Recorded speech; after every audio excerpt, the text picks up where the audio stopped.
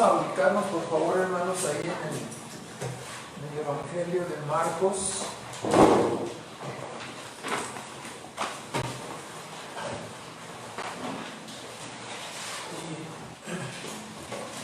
Bueno, en realidad vamos a estar, como siempre, saltando a veces de un lugar a otro, y oremos para que Dios nos ayude en la declaración de su palabra en este día. Nuestro Padre Celestial, agradecemos nuevamente en esta mañana que nos has concedido el privilegio y el honor de estar aquí reunidos para darte el honor y la gloria que tú mereces. Reconocemos, Padre, que nosotros somos indignos, pero nos has concedido por los méritos de tu Hijo Jesucristo que podamos allegarnos a ti con confianza. Y ahora, Señor, habiéndote adorado y exaltado tu nombre, pedimos que nos hables a través de tu palabra y que nuestros corazones sean buenos receptores de tu verdad y que nos des tú el querer y el poder para esta verdad aplicarla a nuestras propias vidas, Señor. Te pedimos, Padre, que la obra de tu Espíritu Santo siga efectuándose por tu gracia y tu favor que ya has comenzado en nosotros, Señor. Te bendecimos y te rogamos estas cosas en los méritos de Cristo Jesús. Amén. Bueno, aquí nos vamos a encontrar en el capítulo de Marcos 10 con un asunto importante, bueno, con muchos asuntos importantes, pero en este caso me refiero al hecho de que al principio de nuestros estudios en el Evangelio de Marcos, nos fijamos que los primeros 10 capítulos, los primeros 9 capítulos básicamente, estaban dirigidos al ministerio de Jesús en Galilea. Entonces aquí a partir del capítulo 10 ocurre lo que se llama una abreviación, es decir, faltaban todavía como 6 meses, poco más de 6 meses después del evento de la transfiguración, para que viniera la crucifixión. Sin embargo, aquí notamos que desde a final del capítulo 9, Marcos comienza a narrar ya en el capítulo 10, a partir del capítulo 10, prácticamente las últimas semanas, ¿no? Vemos ahí cuando dice que se vino por Judea en el 10:1, tras el Jordán, y mucho pueblo volvió a juntarse con él y de nuevo les enseñaba.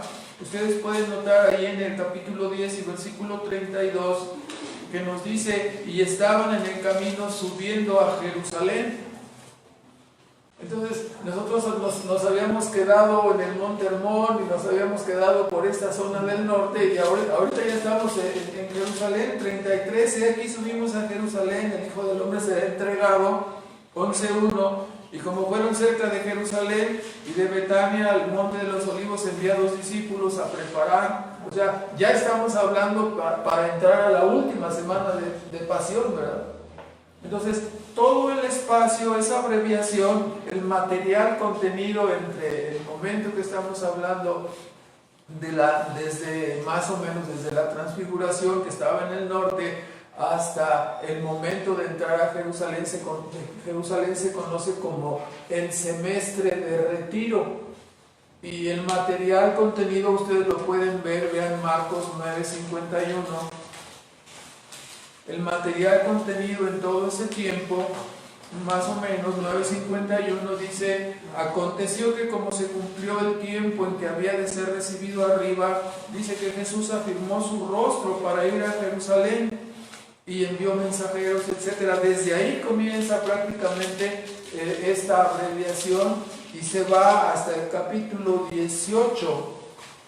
Hasta el capítulo 18, en el versículo 14, donde empieza precisamente hablando en el versículo 15, y traían a él los niños para que los tocase. Usted puede ver 18:18, preguntó un príncipe diciéndole: maestro, bueno, ¿qué haré para poseer la vida eterna? Entonces, la abreviación, Lucas 18, versículo 15, ¿sí estamos ahí? ¿No había dicho el versículo? Lucas 18, en el versículo 15, ahí nos dice, ¿no? Traían los niños y después en el 18 le preguntó el príncipe, o sea, la historia del joven rico.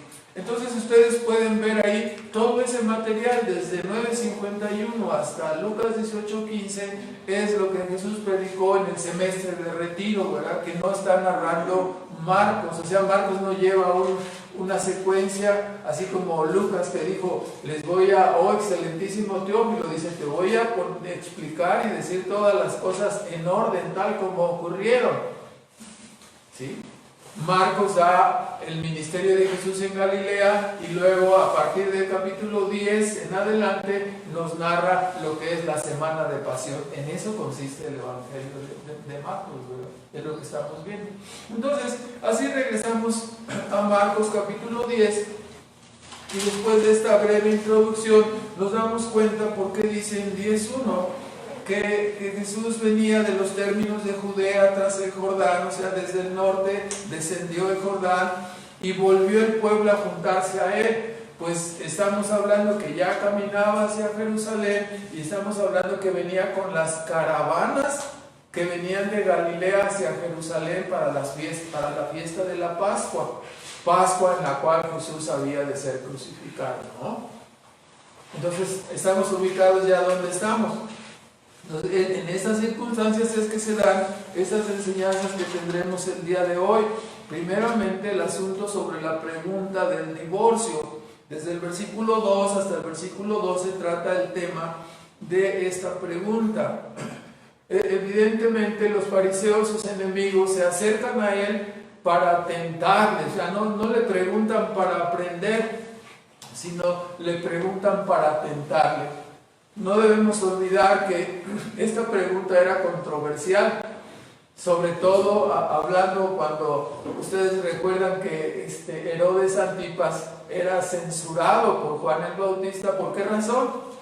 Porque se había casado con la mujer de su hermano, es decir, se había casado en segundas nupcias, vamos a decirlo así, y Juan el Bautista le decía, no te es lícito tener a la mujer de tu hermano, ¿sí? ¿Por qué? Porque el matrimonio es para toda la vida, es para siempre, entonces no te es lícito casarte con ella tiene su esposo, estás considerado como ¿qué? Como adúltero.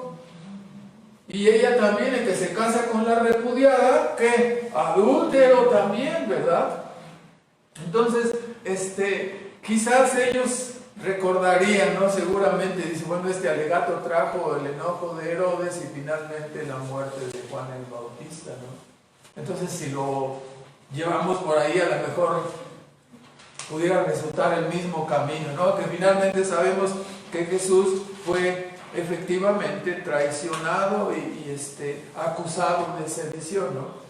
¿Sí? Que es aunque no es el tema, es una de las estrategias favoritas del diablo, usada, ¿no? Durante toda la historia de la iglesia para perseguirla y para matar a los creyentes, el engaño, acusarlos de algo que no habían cometido. Por ejemplo, ¿no? Se les acusaba a los creyentes en la historia de ser herejes, de ser sediciosos, de hablar y rebelarse. Se estaban rebelando contra la autoridad del Papa, se estaban rebelando contra la autoridad de la Iglesia unida con el Estado y eran considerados como herejes, perseguidos y muertos, ¿no? De esa manera. Entonces, ahora, para poder entender esta pregunta, ¿no? ¿Es lícito? Nos dice para tentarle si era lícito al marido repudiar a su mujer. Había dos opiniones en el tiempo de Cristo que eran reconocidas. La opinión de un rabino que se llamaba Shammai y que era la opinión conservadora que allá acabamos de mencionar. Shammai interpretaba este rabino el adulterio como la única causa de divorcio. Y se consideraba el adulterio como una indecencia, ¿verdad? Por otro lado había otra escuela, la escuela del maestro Hillel, que era de corte liberal e interpretaba esta falta de indecencia, motivo por el cual el marido podía repudiar a su esposa, lo consideraba como algo muy, casi cualquier cosa, ¿no? No era el asunto, por ejemplo, que se casaba el marido y encontraba que la mujer no era virgen y la repudiaba. No era exactamente la indecencia, que eso era grave, ¿no? Entonces no es causa de divorcio y la entregaba y decía, aquí está, no la quiero. Entonces se consideraba como un engaño, ¿no? Ahora, pero además de eso, ya después empezó a desvirtuar el asunto y la escuela gilelista consideraba que el marido podía repudiar a la mujer casi por cualquier causa. Podemos mencionar algunas, ¿no? Si la mujer servía una comida quemada, era causa suficiente para decir ya no. Es decir, si se le quemaban los frijoles, ¿verdad? Podemos decir así. Si hablaba a su marido en un tono muy elevado, de tal manera que los vecinos se dieran cuenta, era causa de divorcio. O sencillamente si él veía a otra mujer más bella, decía, ya no quiero la que tengo, quiero a esta mujer que es más bella, entonces era causa para entregarle su carta de divorcio. Ustedes pueden ver qué tan liberal era el punto de vista de los gilelistas. Así que Cristo responde poniendo de lado las interpretaciones humanas y diciéndoles, ¿no? Recordando Génesis 2:24, cuando al principio Dios instituyó el matrimonio, los creó varón y hembra, los creó y los unió, y los dos fueron una sola carne. Entonces ese es el principio. No se puede disolver la unidad formada por Dios. El matrimonio es para siempre. Este es el principio bíblico. Y entonces, claro, ellos dijeron, oye, pero entonces, ¿por qué Moisés dio la carta de divorcio? Bueno, Cristo ya estableció que la norma bíblica, la regla del diseñador es que el matrimonio es para siempre. El argumento permisivo de Moisés con respecto al divorcio, ojo, no puede ser colocado por encima del propósito de diseño establecido por Dios. ¿Me explico? Entonces dice, bueno, entonces, ¿por qué Moisés autorizó dar carta de divorcio? Esto fue una concesión otorgada debido, dice Cristo, a la dureza del corazón de los hombres en no perdonar a sus mujeres. Y es que, hermano, pónganse a pensar, si la mujer tenía una falta, a lo mejor hubiera sido perdonar y continuar, ¿no? Esa es la norma bíblica, ¿sí? Y es que si la mujer era despedida o repudiada por cualquier causa y luego la mujer se unía con otro, entonces ¿cómo era considerada? Como adúltera. ¿Y cuál es el pago para los adúlteros? Ser lapidado, ser apedreado, ¿no? Entonces dices, bueno, entonces mejor es que tenga carta de divorcio y no que sea apedreada, ¿no? La carta de divorcio, por supuesto, le autorizaba a volver a contraer nuevas nupcias. ¿Me explico? Entonces, la carta de divorcio le protegía para volverse en un momento dado a casar. Está bien, tú no me quieres porque ya te diste cuenta que un dedo del dedo gordo del pie derecho lo tengo chueco y está así. Entonces, bueno, me desprecias, pues bueno, dame carta de divorcio. Si no le daba carta de divorcio y la del dedo chueco se casaba con otro, a lo mejor moría apedreada, ¿no? Pero con la carta de divorcio decía, no, mira, me repudiaron, sí me quedé con el dedo chueco, perdón por el ejemplo, ¿verdad? Pero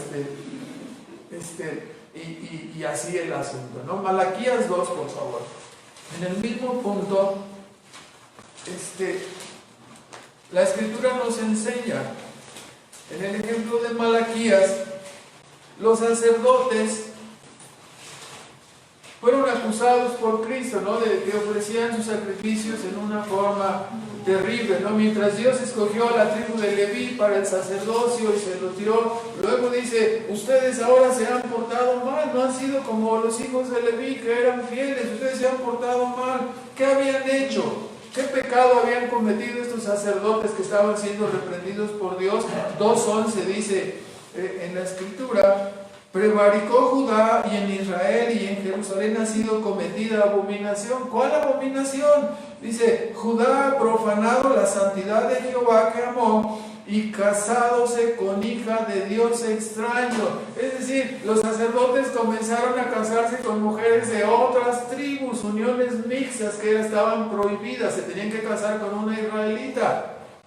Entonces, además de esas uniones mixtas, tenemos en 2:14 y 15, que Dios acusa a los israelitas por ofrecer sacrificios mientras ellos estaban cometiendo un pecado grave. ¿Cuál? El mismo pecado del que estamos hablando, 2:14. Me diréis, ¿por qué? ¿Por qué no recibes los sacrificios que tú mismo nos mandaste?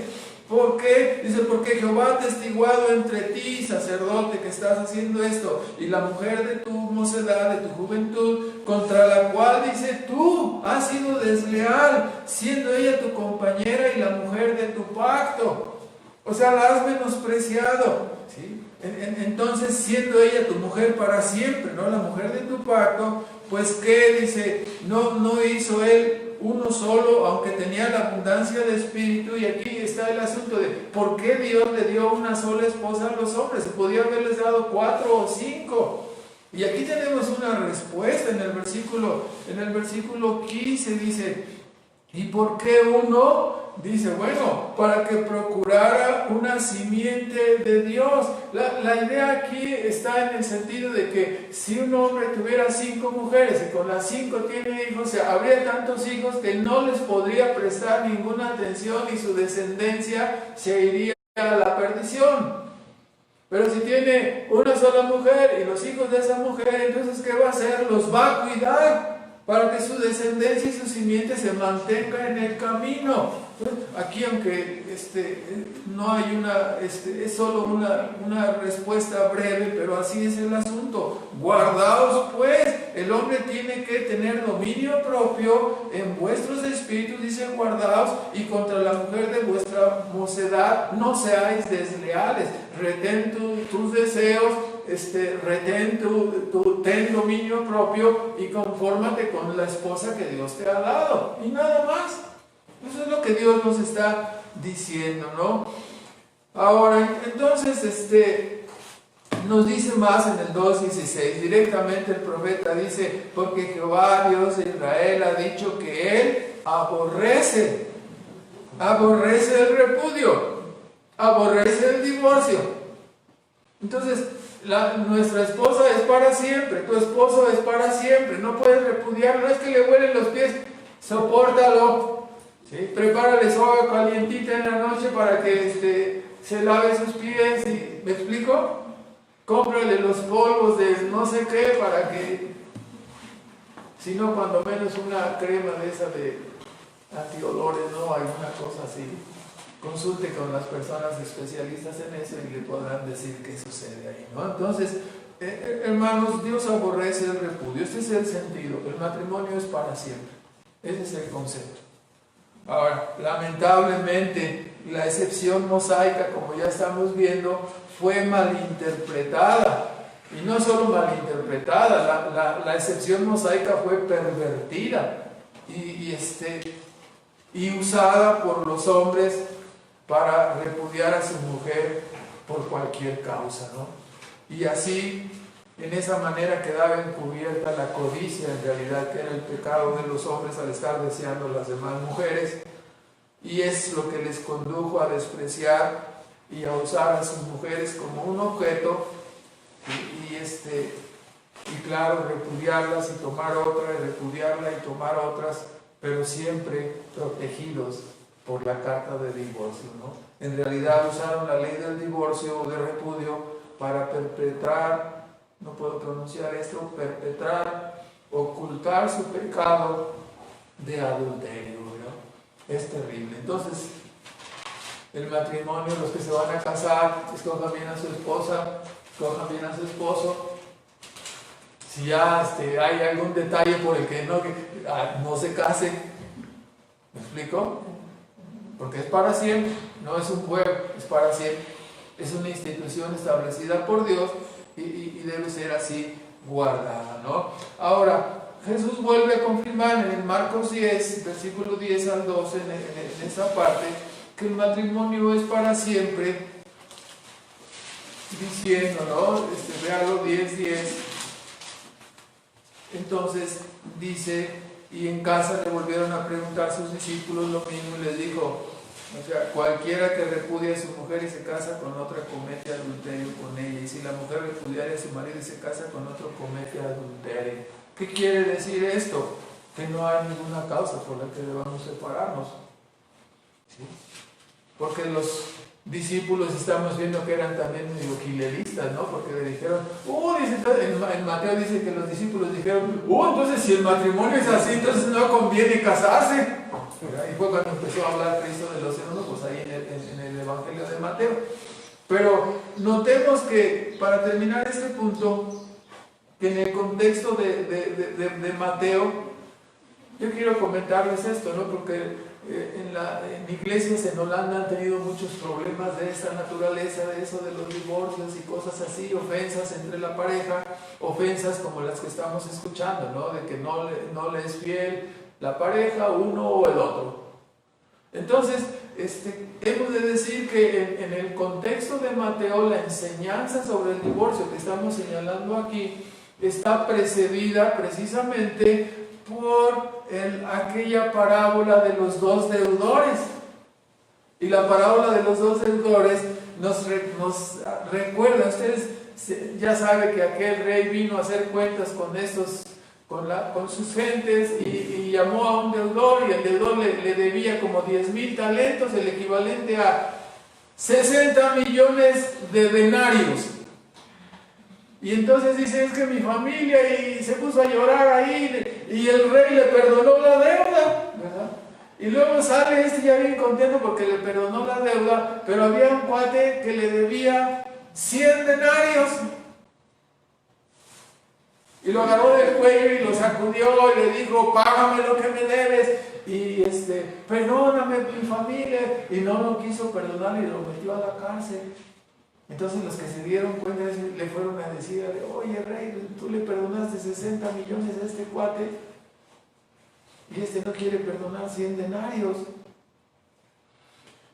Y esto nos enseña, siendo el contexto, ¿no?, de la enseñanza del matrimonio, que una de las ofensas, ¿no?, más graves que ocurren dentro del matrimonio, y por razón de la cual Cristo da eso como una excepción, cuando alguien comete adulterio contra su pareja, en realidad la relación entre ellos, como son una sola carne, el adulterio rompe esa relación. Ya en sí mismo el adulterio es como divorcio. Ese es un pecado. Es como si te divorciaras, porque eres una carne con tu pareja. Entonces si te metes con otra persona, rompes el yugo, tú solo te divorcias o tú sola te divorcias. ¿Sí me explico?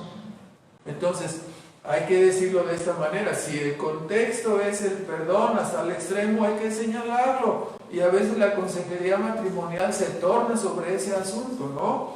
La esposa o esposo que no puede perdonar a su pareja infractora se ubica en la posición del hombre que fue perdonado por 10,000 talentos, ¿no?, por 60 millones de denarios. O sea, si tú eres el ofendido, te ofendió tu pareja, tú eres la ofendida, te ofendió tu pareja, ¿sí?, y tú no quieres perdonar, ¿sí?, estás poniéndote en la misma posición de esa persona que no quiere perdonar al que le debe 100 denarios.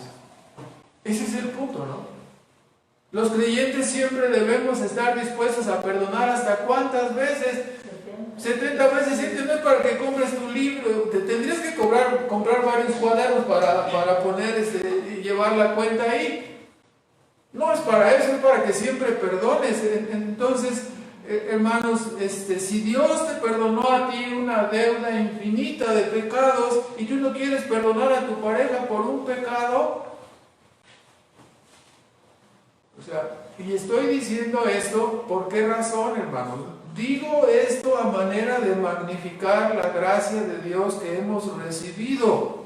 no como una cláusula de permisión para el adulterio. Si no, ya dijo el hermano que mi esposo o mi esposa me debe perdonar, entonces me voy a echar una canita al aire. No, estás loco, estás loco. ¿Por qué razón? Escucha lo que voy a decir ahorita. Hago la aclaración que habrá casos cuando la pareja no tendrá la libertad de conciencia para perdonar a su pareja. ¿Por qué? Porque a veces no ves que ya es la octava vez que lo cometes, como que ya siento que no es serio esto, ¿verdad? Pues sí, ya llevas quién sabe cuántas y todavía me pides. No, entonces, probablemente, sí, la persona no quiera perdonarlo y tenga razón. ¿Cuál es la solución? Divórciate, ¿verdad? Si ya no lo puedes perdonar o ya no la puedes perdonar, entonces divórciate. Esa es la excepción puesta en el contexto bíblico, ¿no? Es legítimo que puedas divorciarte. Sin embargo, yo insisto, como Cristo nos perdonó, ese será el mejor camino siempre, el perdón, para restaurar un matrimonio dañado por una infidelidad, ¿no? El perdón. Pero tiene que ser algo de convicción personal, no algo que dice, no, es que el pastor me dijo que lo perdonara o la perdonara y por eso la perdonó. Tiene que ser algo de convicción personal, si no, mejor no lo hagas. No le vas a dar cuentas al pastor. ¿A quién le vas a dar cuenta? A Dios. Tiene que ser algo tuyo, que verdaderamente lo quieras hacer. Cuando uno piensa en los términos, cómo Dios lo perdonó a uno tiene que estar dispuesto a perdonar que todo. No me puedo enojar con nadie. O sea, sí me puedo enojar, pero no va a durar ese, no. Lo voy a perdonar de cualquiera falta.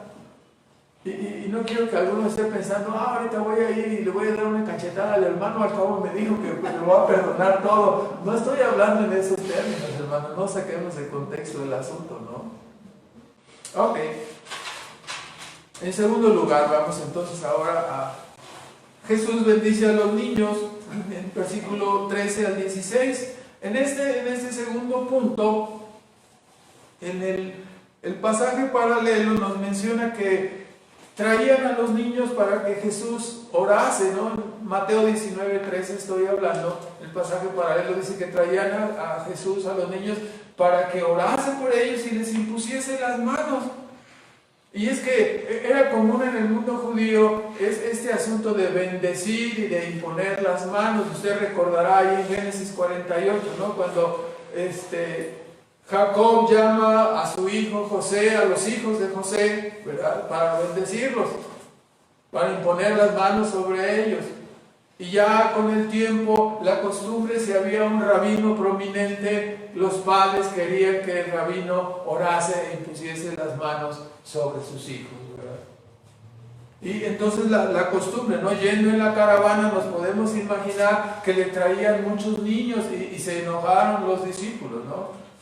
Porque incomodaban, porque molestaban al maestro, les molestaban a ellos también, supongo.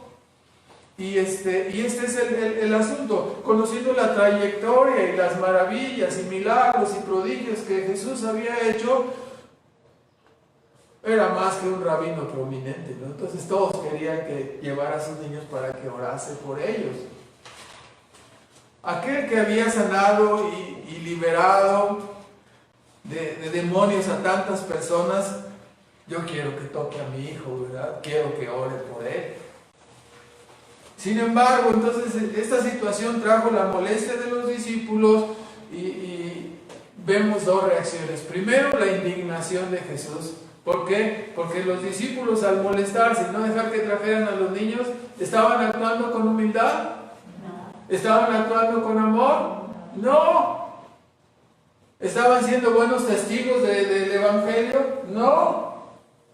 Estaban mostrándose como amargosos, ¿verdad? Amargosos. Entonces, Cristo se indigna y lo regaña, ¿no? Un enojo santo de parte de Cristo, como aquel que habló Pablo, que pueden tener los creyentes o que podemos tener los creyentes.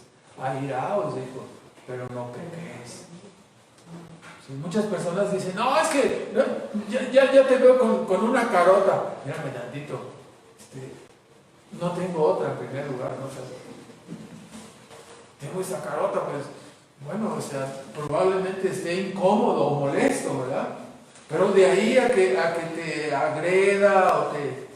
Y no se trata de matar con el látigo de tu desprecio, así, no mirando a las personas, sino que estás molesto. Pues es posible que te hayas molestado por una acción, por un asunto, pero bueno, ya te controlas y pasa. ¿Sí me explico? No, ya cometiste pecado porque te vi como se te hicieron los ojos así, ¿verdad? O sea, airados, pero no pequeños. Es posible que alguno de nosotros provoque que su pareja o alguno de sus hijos u otras personas se incomoden. Entonces, no queremos que nos respondan con una sonrisa cuando eso les incomodó, ¿verdad? ¿Qué quieres que me sonría cuando lo que hiciste, me diste una patada? No voy a sonreír porque me das una patada, ¿verdad? Voy a ponerme serio. ¿Sí? Ah, no, ya, entonces nos vamos a divorciar porque te enojaste. No, o sea, es normal que si le das una patada, pues se va a poner serio, ¿verdad? No me vayan a tomar el ejemplo, por ahí se te viene con mi mente, a lo mejor no funciona, lo de las patadas no es un buen ejemplo, quizás, ¿no?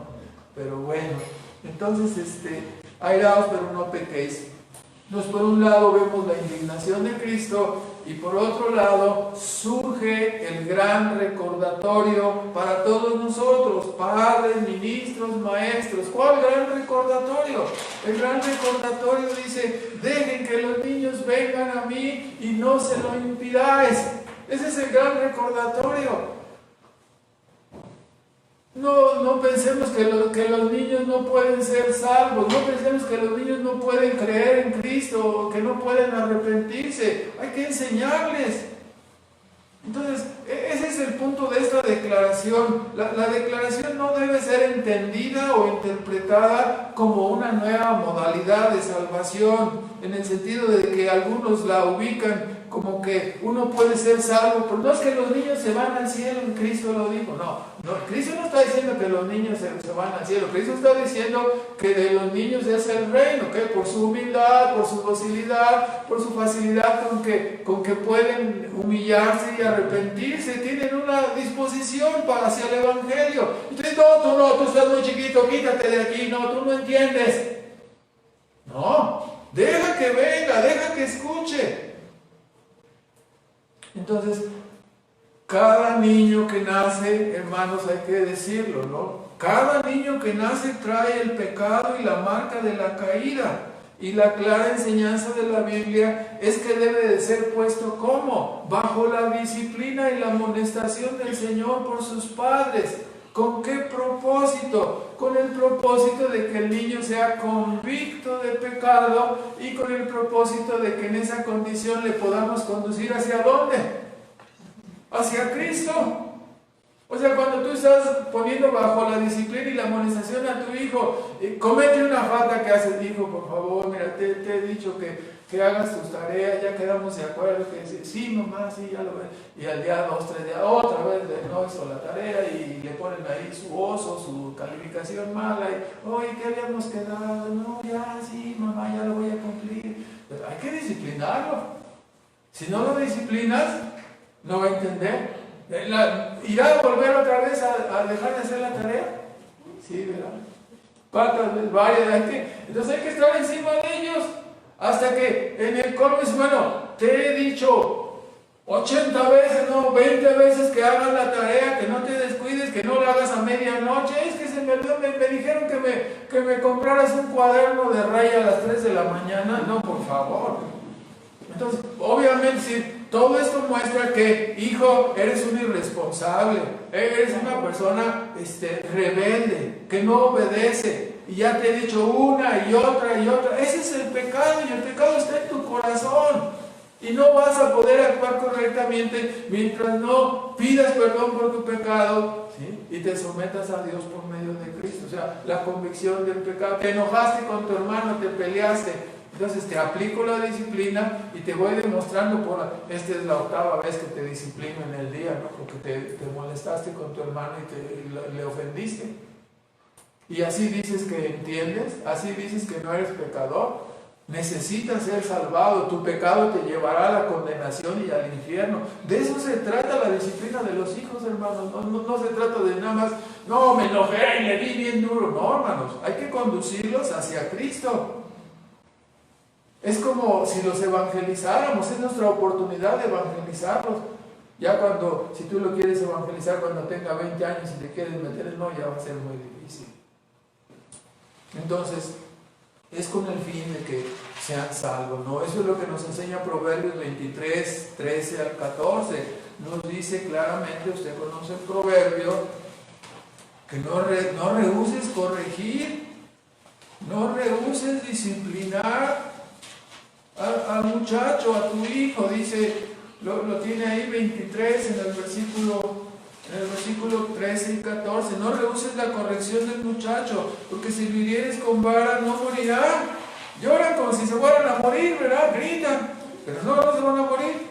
Tú lo herirás con vara, o sea, le aplicarás la disciplina, todo el contexto de la amonestación, la enseñanza y por supuesto la aplicación de la vara. Y dice, y librarás su alma del infierno. Lo llevarás a la convicción y lo conducirás hacia Cristo. Ese es el sentido, ¿no? El método de la gracia es llevarles a Cristo a través de la disciplina y la amonestación. De lo contrario, no podrán ser librados del infierno.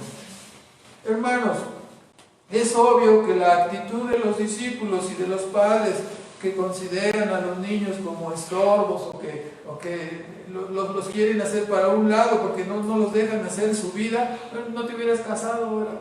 No hubieras tenido hijos. Ahora ya los tienes que autonegarte. Y vamos aprendiendo con la autonegación. ¿Sí? Algunos se ponen a discutir si es más duro autonegarse con los hijos que con la esposa, ¿no? Y yo digo que Dios ha puesto las dos cosas dentro de la familia para ayudarnos, ¿no?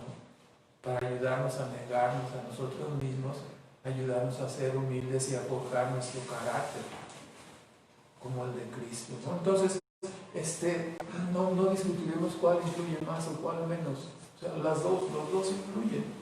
Ahora, entendemos entonces el pasaje que los niños también son pecadores y los niños también son necesitados de salvación, por lo tanto no les impidamos ir hacia Cristo, más bien procuremos llevarles hacia Cristo.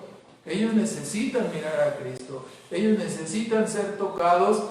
Ya no tenemos la mano de Cristo para que sea puesta sobre ellos, pero tenemos la poderosa palabra de Dios para que ellos sean tocados por esta palabra poderosa.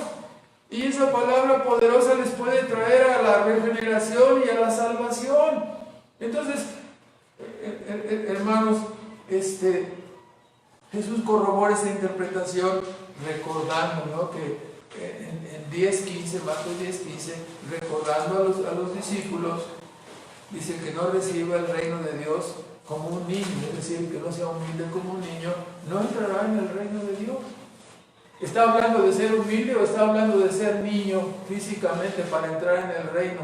Si regresamos a ser niños físicamente, podemos entrar en el reino. Entonces, invirtamos todo para investigar cómo regresar del futuro, ¿no? Como tantas películas pierden el tiempo haciendo eso, para regresar a ser niños y ya seríamos salvos, ¿no? Por ser niños. No, hermano, no enseña eso el pasaje.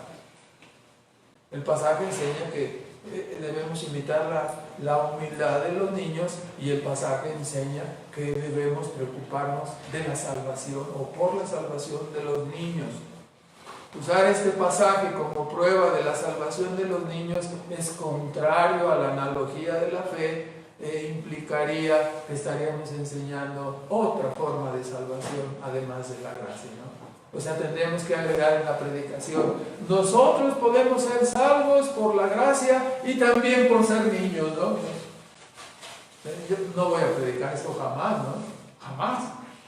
¿Cuál es el camino de salvación? Es la gracia. No hay otro camino. Y esa gracia, sí, hay que hacer justicia al pasaje, ¿no? Y debemos decir que el toque y la oración de Cristo podría significar para algunos de esos niños, ¿qué cosa? Sí, la salvación, como significó para muchos otros. pero cuando menos, ¿no? El toque y la salvación, el toque y la oración de Cristo por los niños podría significar la apertura del camino de la gracia y salvación para esos niños. O sea, es una experiencia maravillosa cuando viene un niño y se ora por un niño. O un niño se acerca y te dice, quiero ser salvo, ¿qué le vas a decir? No, tú no, porque eres muy niño. No, tienes que escucharle, decirle, qué bueno que tengas esos deseos, qué bueno, tienes que arrepentir, hay que conducirlo al arrepentimiento y la fe, a creer y confiar en Cristo. Cuando un padre trae a sus hijos, ¿es bueno o es malo?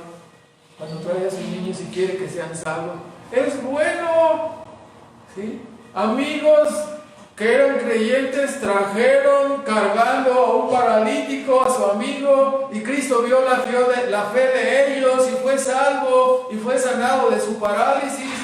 ¿Cuánto más, no? Los padres que por medio de confiando en Cristo, ¿no? Oran por sus hijos y creen en Cristo y los traen también para que sean salvos. Ahí está el sentido del pasaje, ¿no? Debemos llevar a nuestros hijos. Entonces, por lo tanto, traigamos a nuestros hijos a ser tocados por la palabra, por si quizás Dios les conceda que se arrepientan y sean salvos. Que Dios les conceda gracia. No traiga a sus hijos a dormir, no traiga a sus hijos a estar distraídos aquí, no, que apunten, que se esfuercen. ¿Me explico? Vienen a escuchar para aprender, para la salvación.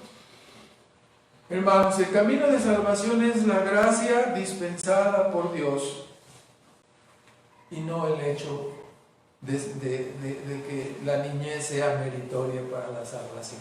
¿Así queda claro ese punto? Ok. En tercer y último lugar, vamos a apurarnos. Tenemos aquí la historia del joven rico, que es el pasaje del capítulo 10, versículo 17 al 31. Y como sabemos, la historia del joven rico es un modelo que nos muestra la manera de evangelizar por parte de nuestro Señor y Salvador y Maestro, nuestro Señor Jesucristo. Notemos que en esta metodología que Cristo usa a lo largo de los evangelios, podemos fijarnos que la misma metodología usa con la samaritana o con el doctor de la ley o con el joven rico, y la metodología consiste, como vamos a ver, en unos 4 o 5 pasos sencillos. Así que la metodología es la misma: confrontar con la ley, enseñar el concepto de Dios y luego llamar al arrepentimiento y la fe en Cristo, ¿no? Así, en forma simple, esos 4 puntos. Así que sabemos que este hombre que vino corriendo era un principal, dice Lucas, que era un príncipe y que era un joven rico, príncipe, y era de los fariseos. ¿Cómo lo sabemos? Porque vino preguntando por la vida eterna, ¿no? Sí. Los saduceos no creían en eso, entonces obviamente él era fariseo. Era un joven rico y exitoso y se llevó a Jesucristo con una mentalidad, ¿no? Yo me imagino entre la caravana y todo vino a él y se barrió ahí y gente había alrededor, ¿no? Entonces, él, como la mayoría de los seres humanos en la actualidad, vino con una mentalidad centrada en el hombre. ¿A qué me refiero? Él pensaba que la salvación consistía en algo que el hombre puede hacer, ¿no? Porque la pregunta dice que le dijo a Jesús, lo tiene ahí en capítulo 10, ¿qué haré para poseer, versículo 17, qué haré para poseer la vida eterna? O sea, ¿qué haré? ¿Qué necesito hacer yo? ¿Qué bien tengo que hacer? Está en Lucas. O sea, él pensaba que la salvación era algo que dependía ¿de quién? De él mismo. Entonces,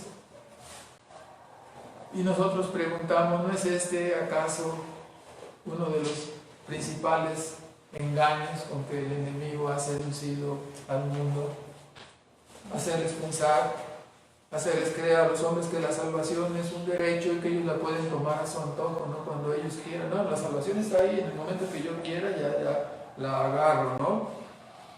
Si así fuera, hermanos, si fuera por la decisión de los hombres, entonces tendríamos que borrar de la Biblia todas las expresiones que dicen que la salvación es ¿cómo? Por gracia. Por gracia. ¿Y qué es la gracia? Un favor no merecido que alguien nos da. Que alguien nos da. Entonces, quitemos eso porque depende de la persona. No, hermanos, depende de Dios. El hermano, sin saberlo, enfatizó ese hecho, ¿no? Estamos hablando en la dirección de que la salvación es por gracia, que depende totalmente de Dios. Esa es la doctrina que es enseñada aquí con el joven rico. Vamos a enfocarnos entonces en los 4 puntos brevemente. ¿Cómo corrige Cristo estos errores? Bueno, en primer lugar, al predicar el Evangelio, corrige al joven rico sobre el concepto de Dios. Dice, tú me llamas bueno, pero me ves como un hombre común. ¿Sí? Yo te recuerdo que bueno, en sentido absoluto y esencial, solamente Dios. Solamente Dios. Entonces, estás en un error al llamarme como bueno, siendo yo un hombre. Los hombres, ¿cómo somos? Pecadores. Pecadores. Solo Dios es bueno. Entonces, el concepto que este joven tenía de Dios era un concepto muy light, demasiado light. Entonces siempre Jesús procuraba corregir los errores que había en la mente. No debemos dar por sentado que las personas saben lo que significa Dios, ¿no? Nosotros hemos visto, ¿no? Los niños que están acostumbrados a la idolatría, si tú les preguntas quién es Dios, sacan un calendario y dicen aquí, este es Dios, mira, este es Diosito. Hasta le dicen así, Diosito. Ese es su concepto de Dios. ¿Es correcto? No. Si tú te arrepientes teniendo un concepto así de Dios, no va a funcionar el arrepentimiento.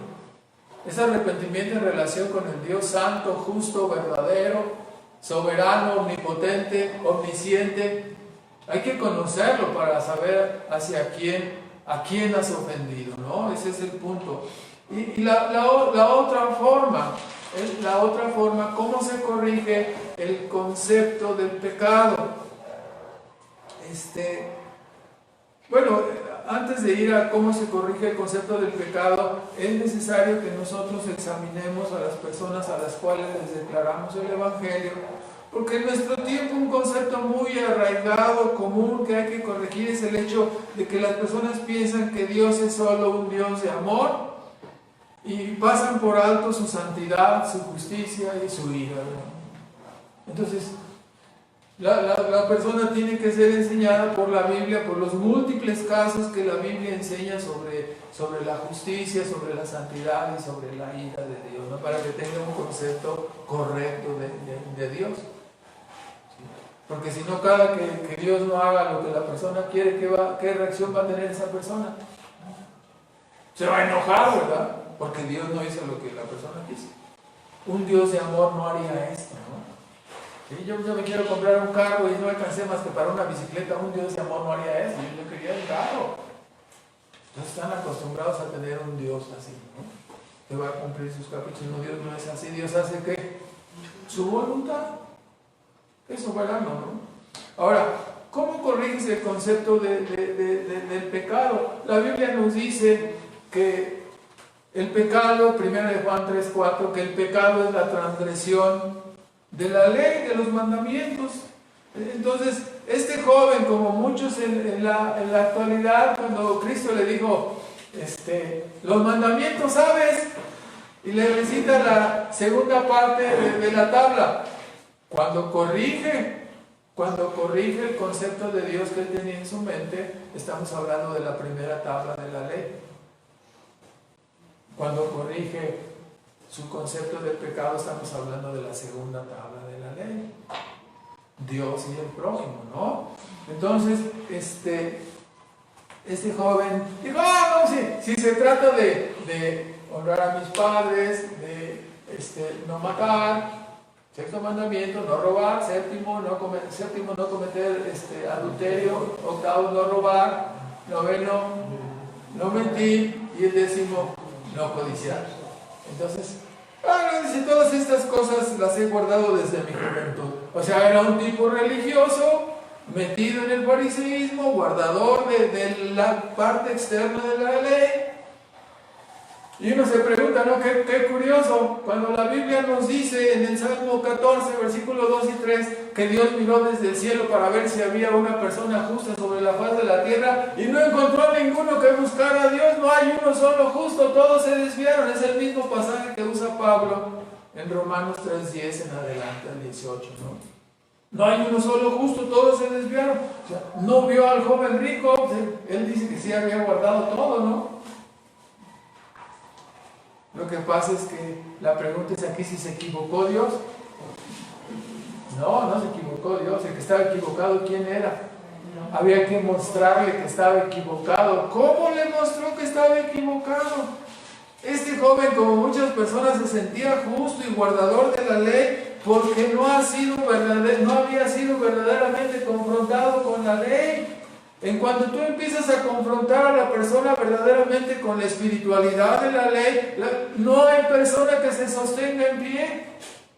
Tú puedes decir, has matado a alguien con un machete, con un cuchillo, con una pistola, un rifle, y la persona va a decir, no, entonces ya guardé el mandamiento, ¿no?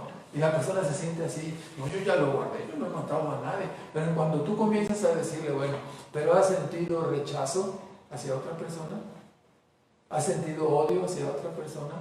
¿Has deseado que le vaya mal? ¿Te acuerdas lo que le deseaste a tu prima, que envidiosa? Y empezamos a recordar lo que hemos sentido. Y dices, no, sí. Si hablamos dice, ¿has cometido adulterio? No, en eso sí estoy limpio. No, nunca he cometido adulterio. Pero ¿has mirado la mujer de tu prójimo, el hombre de tu prójimo? Y entonces ya la persona, no hay quien se sostenga, hermano. ¿Has robado? No, en ese sí estoy libre, mírate, hasta las manos limpias traigo. Pero ¿has deseado tener algo que otros tienen? ¿Te has incomodado porque esos zapatos rojos se le ven re feos? A mí se me verían mejor, pero a ella no se le ven bien. Pues no se los robaste, pero ya lo menospreciaste, ¿verdad? Entonces, cuando nosotros vemos la espiritualidad de la ley, no hay quien se sostenga. Cuando se aplica la ley verdaderamente. Por eso frecuentemente hablamos de este tema. Cristo entonces confrontó a este joven y le dijo, bueno, fíjese que es muy interesante cómo no se puso a pelear con él, ¿verdad? Sino le dice, ¿has guardado todo? Sí, desde mi juventud. Entonces, ¿qué más me falta, maestro? No, te falta una cosa. Vende todo lo que tienes y da a los pobres y ven y sígueme. O sea, puso la aplicación del 10º mandamiento, ¿verdad? No codiciarás. Y entonces lo confrontó y él, fíjese cómo la confrontación entristece a las personas. ¿Por qué? Porque se les derrumba su castillo de naipes, se les derrumba su justicia basada solamente en obras externas, en bondad externa. La justicia se mira desde lo que sale, lo que hay en el corazón. Entonces, cuando somos confrontados verdaderamente con la ley, con la espiritualidad de la ley, sale el pecado que está en el corazón y sale que no somos tan justos como pensábamos y que merecemos la condenación, aunque no lo habíamos pensado, sino que merecíamos la justicia. Y así este hombre se entristeció. El problema es que la tristeza, que no conduce a un arrepentimiento verdadero, no sirve.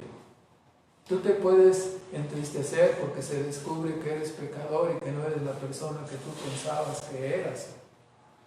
Pero es la tristeza, dijo Pablo, 2 Corintios 7:10, la tristeza según Dios, la que conduce al verdadero arrepentimiento. La tristeza de haber ofendido a Dios. Entonces, en estas condiciones, Cristo le dice, bueno, cuando le dice, vende todo lo que tienes, dar a los pobres Es decir, arrepiéntete de tu pecado. Y después entonces sí ya ven y sígueme, conviértete en un discípulo, cree en Cristo y sígueme. Entonces, no podemos invitar a una persona al arrepentimiento y a la fe en tanto no tenga un concepto correcto de quién es Dios y qué es el pecado, ¿verdad? Esto nos muestra el ejemplo. Imagínense, esto ocurrió con un príncipe judío. ¿Cuánto más con alguno de nosotros latinos, ¿no? Que no conocemos al principio nada acerca de Dios y no conocemos la santa ley de Dios, ¿no? Estamos totalmente en serio, o sea, nos tiene que enseñar todo. ¿Cómo llamarles al arrepentimiento, a la fe, sin antes corregir sus conceptos erróneos de Dios y su ley? Hermanos, sabemos que el arrepentimiento y la fe es fruto de una persona regenerada. ¿Por qué decimos esto? Porque hay un arrepentimiento natural, hay una fe natural. Hay mucha gente que dice, no, yo le tengo fe a los pronósticos, yo le tengo fe a la lotería, y tienen una fe natural, ¿no? Y también su arrepentimiento, pues todas las personas cuando les han disciplinado, así, se arrepienten, pues es un arrepentimiento natural. El arrepentimiento natural y la fe natural no salvan. Tiene que ser la obra del Espíritu Santo dándonos una vida nueva, un corazón nuevo, para que haya una verdadera conversión y una verdadera obediencia hacia Cristo, ¿no? El espanto de los discípulos al ver a su maestro tratar así a este joven, y la pregunta, ¿no?, que surge de este asunto, dice, bueno, entonces, si este cuate no pudo ser salvo, entonces ¿quién podrá ser salvo? Y ratifica la doctrina de la incapacidad humana cuando Cristo contesta y dice, la salvación es imposible para los hombres. Los hombres no pueden ser salvos por sí mismos. ¿De dónde viene la salvación? Solamente viene de Dios. Hay varias cosas aquí que se nos enseñan que por causa del tiempo no vamos a ver, pero es obvio que hay una amonestación grande en contra del atesoramiento de las riquezas.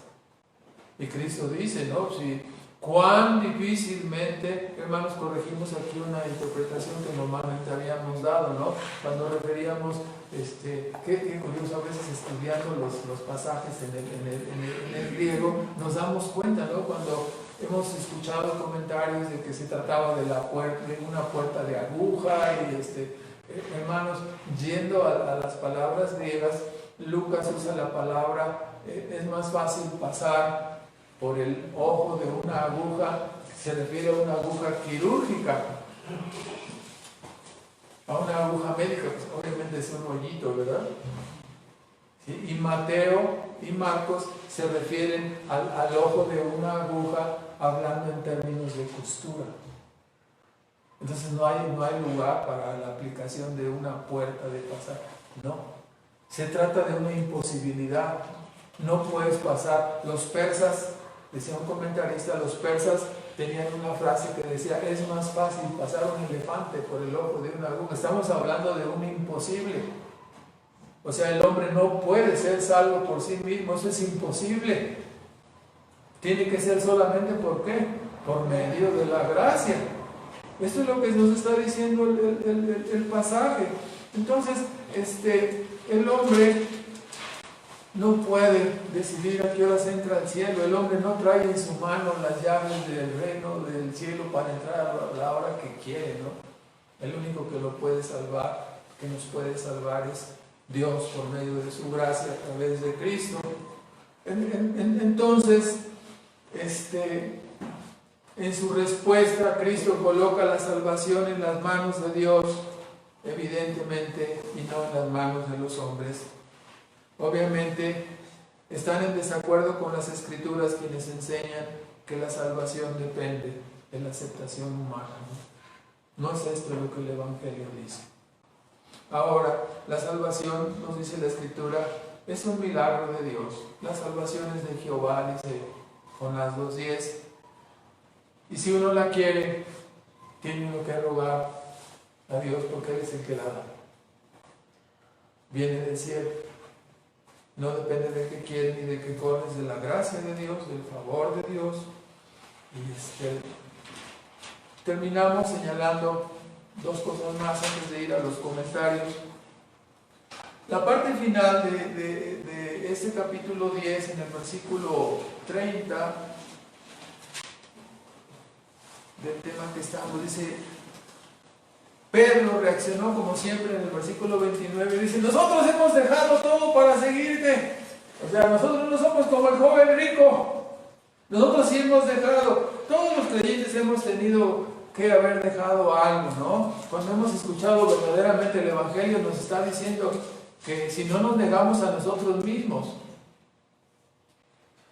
no podemos entrar en el reino de Dios. Hemos tenido que morir a nosotros mismos, hemos tenido que dejar de tratar de ganar este mundo para ganar el mundo venidero. Y Pedro dice, bueno, nosotros hemos dejado todo para seguirte, ¿qué vamos a tener? Y la respuesta, por más que algunos quisieran amplificarla al hecho de decir que no, es que dice que voy a ganar 100 casas y muchas cosas, y ahora en este tiempo, hermanos, ¿cuál es el valor de un alma? Ya lo hemos visto en la Escritura, ¿no? Cristo le dijo en su diálogo que decía a este hombre, ¿no? Tú puedes ganar todo el mundo y ni con eso podrías pagar la redención de un alma. Entonces, debemos darnos cuenta, cuando alguien recibe la bendición de la salvación, es algo que supera ¿a qué? Todo. Por eso dice 100 casas, hermanos, hermanas, o sea, ¿qué es esto? Tan solo considera ver a tus familiares o amigos adorando y sirviendo a Dios. ¿Qué preferirías, 100 casas y 20 carros de lujo? No, preferiríamos ver a nuestros parientes salvados. O sea, no lo interpretemos como que Dios nos va a dar prosperidad y bendiciones. No, ya tengo 4 casas, ya nada más me faltan 96, ¿verdad? No, por favor, no lo interpretemos así. Vale más lo eterno que lo terrenal. Una pizca de lo eterno, un polvito de lo eterno, vale más que todo lo que hay aquí en este mundo, ¿no? Entonces, como hemos dicho ya, ni todo el mundo puede compensar el valor de un alma salvada, ¿no? Si esto es así ahora, entonces considera lo que será estar en el cielo con Cristo para siempre, glorificados, perfeccionados, cielos nuevos y tierra nueva. Es algo que rebasa nuestra mente, ¿no? Maravilloso. Y la última parte, acerca de que algunos postreros serán primeros y otros primeros serán postreros. Esta frase, como hemos dicho en otras ocasiones, tiene que ser aplicada, interpretada en su contexto. En este contexto del joven rico, ¿sí? Normalmente las personas que tienen dinero en este mundo son puestas ¿en cuál lugar? En el primero, ¿verdad? ¿Qué lugares ocupan en el teatro? En el primero. ¿Cuáles son los lugares que ocupan en los partidos importantes del deporte mundial? Los primeros lugares, ¿verdad? Pero si no son salvos, habrá sorpresas, ¿no? Su dinero no les puede comprar el cielo. La persona probablemente con menos recursos, si tiene a Cristo, estará en los primeros lugares, ¿verdad? Y ellos no estarán en el cielo. Así se cumple, ¿sí?, el hecho de que algunos primeros serán postreros y otros postreros serán primeros. En el contexto que tenemos aquí. En otro contexto, Lucas 13:30, por ejemplo, Cristo usó la misma frase para hablar de la sorpresa, ¿no? De quién era el pueblo elegido, Israel. Entonces, dice, pero vendrán gentes de todos los puntos del oriente y del occidente y se sentarán con Cristo en la cena del reino. ¿Cómo? ¿Qué no es nada más para israelitas? Habrá sorpresas, ¿verdad? la frase dijo, no, dice, muchos, dijo Cristo, muchos postreros serán primeros. Hablando de la entrada de los gentiles en el reino de los cielos. Entonces, de acuerdo al contexto hay que interpretar la frase, ¿no? Terminamos con unos comentarios. En primer lugar, el matrimonio es una institución divina y quienes no se someten o sujetan a él ofenden a Dios. Es como un mandamiento, o lo obedeces o lo transgredes. No es un asunto de opinión. En el contexto de nuestra modernidad es una muestra más, ¿no? El no someterse al matrimonio es otra muestra más de rebeldía del hombre hacia Dios. Como creyentes debemos nosotros poner cuanto antes nuestras vidas en orden. En segundo lugar, aunque no se menciona en el pasaje del divorcio en Marcos 10, como vimos en el contexto de Mateo aparece primero el principio de humildad, después el principio de amor de propósito, y después aparece en Mateo 18 el hecho de que tenemos que perdonar y reconciliarnos con nuestros hermanos, ¿no? 3 principios: humildad, amor de propósito, reconciliación y perdón. 3 principios que son previos al hecho de hablarnos de el perdón que debe existir en el matrimonio, ¿no? ¿Qué quiere decir esto? Bueno, que nosotros debemos aplicar estos principios de humildad, amor y reconciliación y perdón, aplicarlos en el matrimonio y aplicarlos en la iglesia. Por eso dice, si tu hermano te ofende, habla con él o llama a otro testigo, y si no, dilo a la iglesia, si no, tenle por gentil. Porque debe prevalecer en la iglesia un clima de ¿qué? De armonía, de humildad, ¿sí? De amor, de reconciliación y perdón. No, ni que ni se me acerque, me ha ofendido. O sea, una actitud así es totalmente equivocada, ¿no?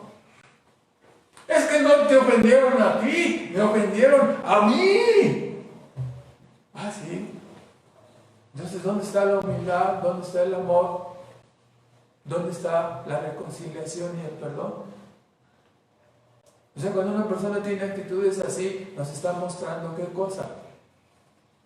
Que tiene un corazón como el de Cristo. Sí. Se está dejando llevar por la carne, en todo caso que fuera una persona verdaderamente creyente, ¿no? Se está dejando llevar por la carne. Porque, ¿qué debe hacer un creyente? Amar, ser humilde, amar y siempre buscar la reconciliación y el perdón.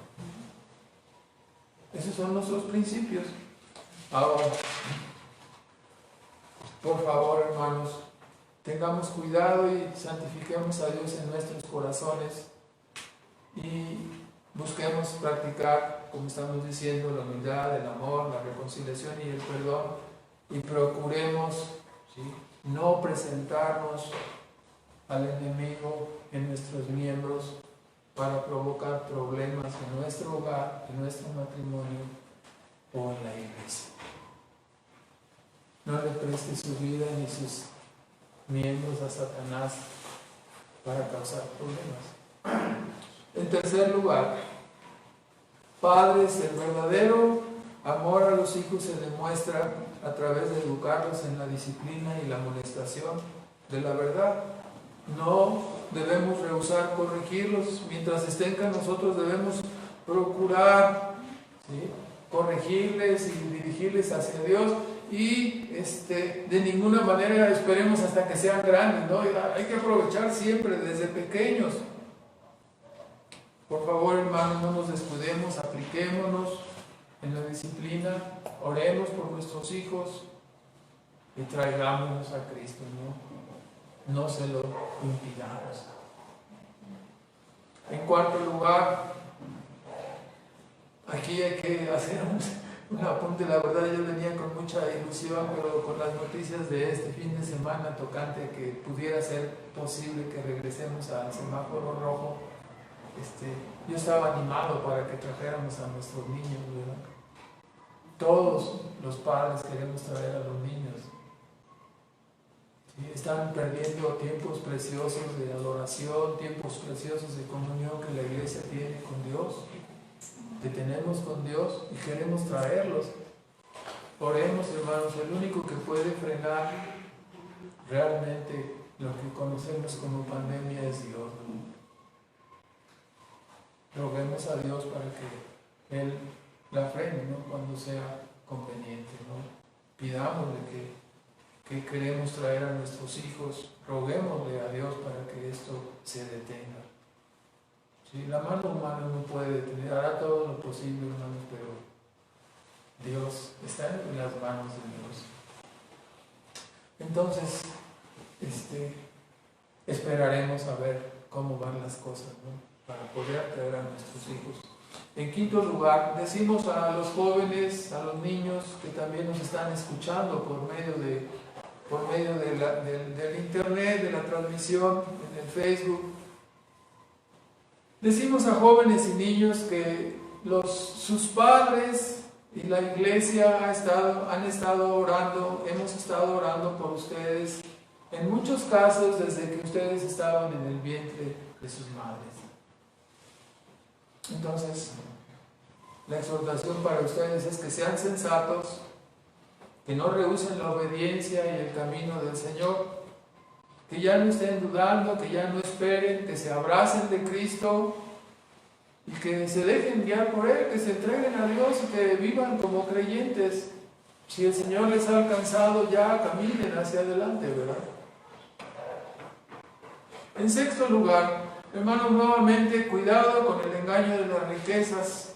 No confiemos en ellas. Dice la Escritura que volarán como alas de águila, ¿no? Lo que usted juntó, lo que usted tenía guardado ahí, se presenta una emergencia. Qué bueno que fuera una emergencia. Bueno, no queremos emergencias, ¿verdad? Porque usted es un doctor y van a ser tantos miles y miles, ¿no? Y vuelan, ¿no?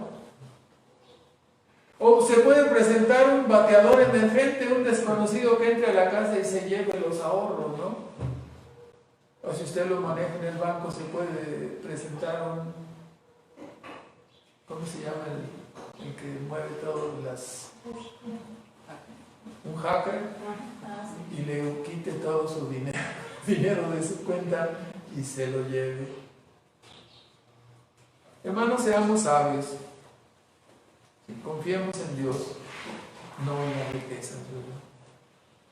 En séptimo lugar, respecto al joven rico, debemos, sabiendo que la salvación viene de Dios, debemos rogar, ¿sí?, para que el Espíritu de Dios siga obrando en nuestros corazones, para la santificación, para la obediencia, que también obre en los corazones de los que aún no son salvos. La salvación vendrá del cielo por las oraciones. El Señor ha sido bueno con nosotros y ha estado salvando personas. Hay que seguir rogando a Dios para que siga así, que creemos más, ¿no?